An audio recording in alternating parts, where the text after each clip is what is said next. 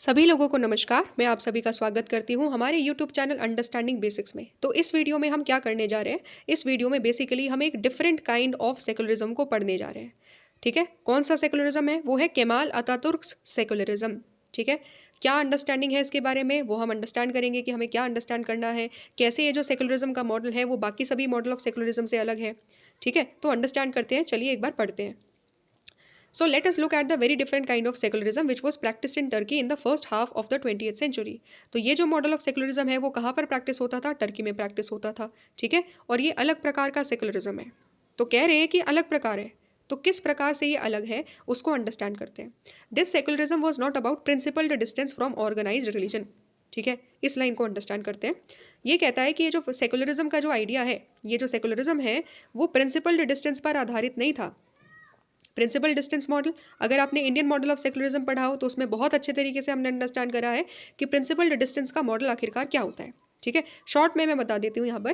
Principal distance model Indian secularism का है और ये कहता है इसके मुताबिक इंडियन स्टेट क्या करेगा? इंडियन स्टेट बेसिकली रिलीजन से दूर भी रहेगा, साथ ही साथ में रिलीजन से इंटरफेयर भी करेगा।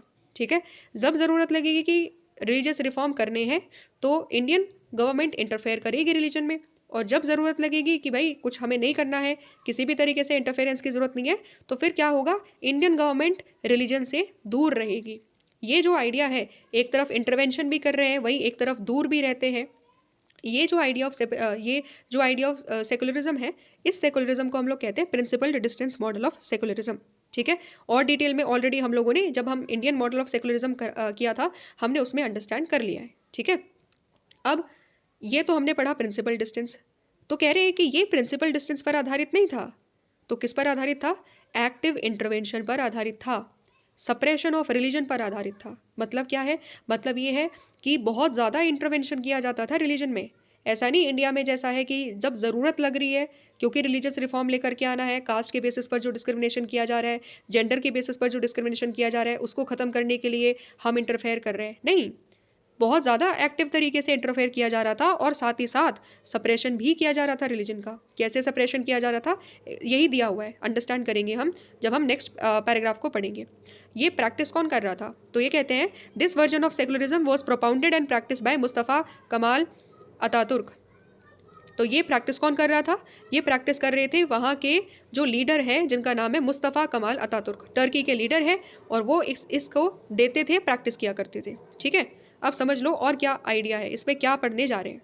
तो फर्स्ट वर्ल्ड वॉर के बाद बेसिकली जो अतातुर्क है वो टर्की में आते हैं। ठीक है, वो पावर में आते हैं टर्की में, और क्या कहते हैं? He was determined to put an end to the institution of खलीफा in the public life of Turkey. ठीक है, खलीफा शब्द नया है। ठीक है, खलीफा को समझ लेते हैं और फिर समझते हैं इस लाइन का मीनिंग। तो खलीफा क्या है? खलीफा बेसिकली एक इंस्टीट्यूशन है। ठीक है, एक रिलीजियस इंस्टीट्यूशन है इस्लाम में। और खलीफा कौन होता था? खलीफा, उनको जो भी खलीफा होता था उसको माना जाता था कि वो सक्सेसर है। ठीक है, वो सक्सेसर है प्रॉफिट के। ठीक है, तो इस तरीके से उनको माना जाता था। तो ये था खलीफा, एक तरीके से बस सिंपल इतना समझ लो, रिलीजियस इंस्टीट्यूशन है और खलीफा का मतलब क्या है? Successor of profit. ठीक है, किया क्या करते थे जो भी खलीफा था, ये रिलीजियस इंस्टीट्यूशन क्या किया करता था? बेसिकली ये रिलीजियस इंस्टीट्यूशन कम्युनिटी के लाइफ के जो डिसीजंस हैं, इंपॉर्टेंट डिसीजंस जो है ना, उसको वो शेप किया करते थे, उसको डिसाइड किया करते थे। ठीक है, कैसे किस तरीके से मैरिजेस होगी, किस तरीके से कम्युनिटी लाइफ चलेगी, वो सारी चीज़ें ये खलीफा डिसाइड किया करते थे। तो अब क्या हुआ? अब बेसिकली जब केमाल अतातुर्क आते हैं तो वो क्या करते हैं? वो बेसिकली ये जो इंस्टीट्यूशन है, खलीफा का जो इंस्टीट्यूशन था, उसको ख़त्म करते हैं। ठीक है, वो डिटरमाइन थे कि हम इसको ख़त्म कर देंगे। और क्या करते हैं? He was convince that only a clear break with traditional thinking and expression could elevate Turkey from the sorry state that it was in. क्या कह रहे हैं? वो कहते हैं कि जो अतातुर्क थे वो कन्विंस थे कि अगर टर्की को मॉडर्न बनाना है तो सबसे ज़रूरी चीज़ क्या करनी पड़ेगी? जो भी ट्रेडिशनल थिंकिंग वो किया जाता है, ठीक है, जो भी ट्रेडिशनल इंस्टीट्यूशंस हैं उन सबको ख़त्म कर देंगे। क्या कर देंगे? सभी को ख़त्म कर देंगे, ट्रेडिशनल थिंकिंग को बिल्कुल एकदम फिनिश कर देंगे। और ही set out in an aggressive manner to modernise and secularise the Turkey. तो उन्होंने क्या करा? उन्होंने एग्रेसिव तरीके से, बहुत एग्रेसिव तरीके से टर्की को मॉडर्नाइज करना चालू कर दिया और सेकुलराइज करना चालू कर दिया। अब देखो यहाँ पर सेकुलराइजेशन का क्या मतलब है। अब तक हमने क्या पढ़ा, सेकुलराइजेशन का मतलब क्या होता है। सेकुलर का मतलब हो जाता है कि जब हम सब रिलीजन को इक्वल तरीके से ट्रीट करते हैं, ठीक है, हम सब रिलीजन को उनके रिलीजियस प्रिंसिपल्स को फॉलो करने के लिए फ्रीडम देते हैं, किसी के साथ डिस्क्रिमिनेशन नहीं करते। ये चीज़ हमने बेसिक आइडिया समझा था। लेकिन यहाँ पर क्या हुआ वो देखते हैं। पहला चीज़, अतातुर्क ने अपना नाम बदल लिया। अतातुर्क ने मुस्तफ़ा कमाल पाशा से नाम किस में बदल दिया, कमाल अतातुर्क में नाम बदल दिया। और क्या किया, फैज़ नाम का एक ट्रेडिशनल कैप हुआ करता था, ठीक है, the fez a traditional cap worn by Muslim was banned by hat law, ban कर दिया उसको। और ये ट्रेडिशनल कैप थी जो मुस्लिम्स वहाँ पर पहनते थे, ठीक है, फैज़ नाम की। और western clothing was encourage for main and women, सबको क्या बोल दिया, वेस्टर्न क्लोथिंग एनकरेज करने की कोशिश करी गई वहाँ पर। और क्या किया, western calendar replace the traditional Turkish calendar, तो जो टर्किश कैलेंडर था उसकी जगह पर जो वेस्टर्न कैलेंडर है उसको अडॉप्ट कर दिया। और क्या किया, new Turkish alphabet was also adopted, नई टर्किश अल्फ़ाबेट जो किस पर थी, लैटिन फॉर्म में थी, ठीक है, उसको भी एक तरीके से क्या कर लिया, अडॉप्ट कर लिया। ठीक है, समझ गए, ठीक। अब क्या है क्वेश्चन, क्या है समझना, क्या है इन सब चीज़ों से। Can you imagine a secularism that does not give you the freedom to keep the name that you are identified with the wear the dress you are use to, change the language that you communicate इन।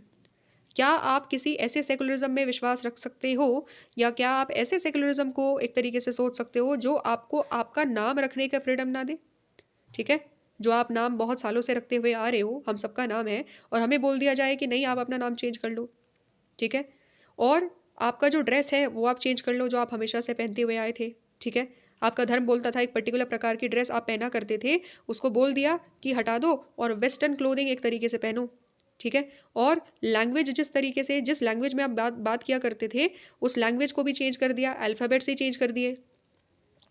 तो क्या secularism का मतलब ये होता है कि जो चीज़, जिस रिलीजन को लोग फॉलो किया करते थे, जिस तरीके से लोग फॉलो किया करते थे, सब कुछ बदल दो, एकदम वेस्टर्नाइज कर दो सारी चीज़ों को, डाइवर्सिटी को छोड़ो ही ना, सब कुछ होमोजेनाइज कर दो। वेस्टर्न मॉडल ऑफ सेकुलरिज्म में हमने क्या पढ़ा था, वहाँ पर पढ़ा था कि वहाँ पर रिलीजियस होमोजेनिटी थी, तो यहाँ पर भी तो रिलीजियस होमोजेनिटी क्रिएट करने की कोशिश करी जा रही है। सबको एक ही जैसा कपड़ा, एक ही जैसी भाषा और सबके नाम सब कुछ बदल दिया जा रहा है, जो कि ट्रेडिशनल नाम है, ठीक है, परंपरागत तरीके से सालों से वो चीज़ चलती हुई आ रही है, अचानक से आप सब कुछ चेंज कर रहे हो, उनके धर्म में जो भी प्रैक्टिसेस हुआ करती थी सब कुछ चेंज कर रहे हो। तो क्या ये सेकुलरिज्म का मतलब ये होता है क्या कि आप अपने धर्म को प्रैक्टिस ना करो और सारी प्रिंसिपल्स को चेंज कर दो, ठीक है, ये नहीं होता है सेकुलरिज्म में। अब तक जो हमने पढ़ा है, वेस्टर्न मॉडल ऑफ सेकुलरिज्म में हो चाहे इंडियन मॉडल ऑफ सेकुलरिज्म में हो, हमने ये चीज़ पढ़ी है कि सेकुलरिज्म हमें फ्रीडम देता है कि हम अपने धर्म में विश्वास रखें, ठीक है। सेकुलरिज्म कहता है कि किसी भी कम्युनिटी के साथ भेदभाव नहीं होना चाहिए, हर कम्युनिटी को ये फ्रीडम होना चाहिए कि वो जिस भाषा में बात करना चाहती है, जो उसका कल्चर है, जो उसकी क्लोथिंग है, वो सब कुछ उसके अपने धर्म के अकॉर्डिंगली करे। ये होता है सेकुलरिज्म। सेकुलरिज्म एंटी रिलीजन नहीं होता कभी भी। एंटी रिलीजन का मतलब क्या है कि वो आपके धर्म को प्रैक्टिस करने से ही रोक दे, जो आप जिस तरीके से अपने धर्म को प्रैक्टिस करते हुए आ रहे थे सालों साल, जैसे मुस्लिम्स यहाँ पर टर्की में प्रैक्टिस करते आ रहे थे, खलीफा के इंस्टीट्यूशन को बैन कर दिया, ठीक है, फैज़ नाम की जो टोपी पहना करते थे वो ट्रेडिशनल कैप थी, बंद कर दी, और वेस्टर्न क्लोथिंग को सारी जगह पर इनकरेज कर रहे हैं। तो ये सारी चीज़ें क्या है, जो ट्रेडिशनल तरीका था इस्लाम को प्रैक्टिस करने का, उसके ऊपर एक तरीके से इम्पोजिशन डाल दिया है, उसको मना कर दिया कि तुम ट्रेडिशनल तरीके से अपने इस्लामिक धर्म को प्रैक्टिस ही नहीं करोगे। ये होता है एंटी रिलीजन। लेकिन हमने पढ़ा है क्या कि सेकुलरिज्म ऐसा नहीं करता। सेकुलरिज्म का जनरल नोशन होता है कि वो हर किसी को अलाउ करता है कि अपने अपने मान्यताओं के अनुसार, अपने अपने प्रिंसिपल्स के अनुसार अपने धर्म को फॉलो करो। किसी भी तरीके से गवर्नमेंट हमारे ऊपर इम्पोज नहीं करेगी कि हमें क्या करना है, अपने धर्म को कैसे प्रैक्टिस करना है, नहीं, ये चीज़ नहीं होती। और क्या बोलते हैं, और होता है in what veg do you think Ataturk secularism is different from Indian secularism. ये चीज़ का आंसर आप तभी दे पाओगे जब आपने इंडियन सेकुलरिज्म को बहुत अच्छे तरीके से अंडरस्टैंड कराओ, ठीक है। तो हमने बहुत अच्छे तरीके से एक एक पॉइंट के साथ इंडियन सेकुलरिज्म को पढ़ा है, ठीक है। तो फिर भी थोड़ा सा एक दो पॉइंट हम लोग डिस्कस कर लेते हैं कि अतातुर्क का सेकुलरिज्म और इंडियन सेकुलरिज्म में अंतर क्या है। देखो, इंडियन सेकुलरिज्म कहता है कि हम डाइवर्सिटी को रिकॉग्नाइज करेंगे, अतातुर्क के जैसे नहीं कि सारे के सारे जो ट्रेडिशनल चीज़ें थी उसको बंद करते हुए वेस्टर्न कैलेंडर, वेस्टर्न क्लोथिंग और वेस्टर्न अल्फ़ाबेट्स को अडॉप्ट कर रहे हैं, नहीं, होमोजेनिटी नहीं है हमारे यहाँ पर है डाइवर्सिटी। हम हर धर्म की डाइवर्सिटी को रिकॉग्नाइज करते हैं, डिफरेंस पहला ये हो गया। दूसरा क्या है? दूसरा ये है कि हमारा जो मॉडल ऑफ सेकुलरिज्म है वो एंटी रिलीजन नहीं है। वो ये नहीं कहता कि तुम अपने धर्म को मत मानो या फिर तुम अपने धर्म के ट्रेडिशनल प्रैक्टिसेस के ऊपर हमारे ऊपर कोई बैन लग जाए, ऐसा नहीं होता हमारे यहाँ पर। ठीक है, इंडियन सेकुलरिज्म में ये चीज़ नहीं है। इंडियन सेकुलरिज्म कहता है कि तुम अपने रिलीजन को प्रैक्टिस करो अपने अनुसार। ठीक है, पब्लिक प्लेसेस में भी अगर आपको रिलीजन को प्रैक्टिस करना है तो भी हम कर सकते हैं। हम कुछ रिलीजियस सिंबल्स को पब्लिक प्लेसेस में भी पहन सकते हैं। ये चीज़ इंडियन सेकुलरिज्म देता है, और ये जो अतातुर्क का जो मॉडल ऑफ सेकुलरिज्म है ये कंप्लीटली इसके अपोजिट है। समझ में आ गया? तो ये मोटा मोटा अंडरस्टैंडिंग हम लोगों ने कर ली कि दोनों मॉडल ऑफ सेकुलरिज्म कितने ज़्यादा अलग हैं। और सेकुलरिज्म कभी भी एंटी रिलीजन नहीं होता, कभी भी एक्टिव इंटरवेंशन उसमें इतना ज़्यादा नहीं होता कि हम रिलीजन के जो ट्रेडिशनल तरीके से, जिस तरीके से रिलीजन प्रैक्टिस किया जा रहा था उसको ही कंप्लीटली कर्टेल कर दे। नहीं, सेकुलरिज्म कहता है कि फ्रीडम ऑफ रिलीजन हर किसी को होना चाहिए, जिस तरीके से अपने धर्म को कोई प्रैक्टिस करना चाहता है उस तरीके से वो प्रैक्टिस कर सके। ये है मोटा मोटा आइडिया ऑफ सेकुलरिज्म। ठीक है, तो हम लोगों ने क्या समझा कि सेकुलरिज्म को कैसे एक व्यक्ति अलग तरीके से इंटरप्रेट कर सकता है और अलग तरीके से एक अपना ही अलग मॉडल ऑफ सेकुलरिज्म दे सकता है। ठीक है, ये हम लोगों ने इस चीज़ में समझा। आई होप आपको एक क्लैरिटी मिली होगी। अगर आपको अंडरस्टैंडिंग हुई है, वीडियो अगर अच्छी लगी है, so I would request you all कि आप एक बार चैनल को लाइक कर सकते हैं, साथ ही साथ सब्सक्राइब भी कर सकते हैं। ठीक है, मिलेंगे हम लोग नेक्स्ट वीडियो में। तब तक सभी लोगों को नमस्कार।